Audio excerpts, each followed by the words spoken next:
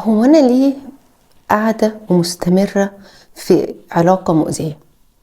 كتير كمان بنسأل نفسنا الشخص ده مستمر ليه في العلاقة المؤذية دي، أو الإنسانة دي مستحملة إزاي الأذى اللي هي فيه ده. الحقيقة إن في أسباب بتخلينا نستمر في العلاقات المؤذية. أول حاجة الخوف من الوحدة.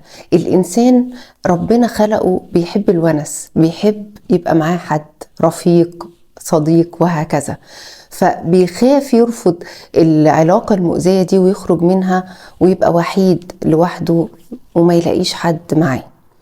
تاني سبب كمان بيخلينا أو بيخلي بعض الناس يستحملوا العلاقة المؤذية، هي إنه بيبقى بيبص لنفسه نظرة قليلة، بيبقى حاسس إنه لا يعني مش هيلاقي أحسن من كده، هو ده اللي موجود وهو ده اللي هيرضى بيه.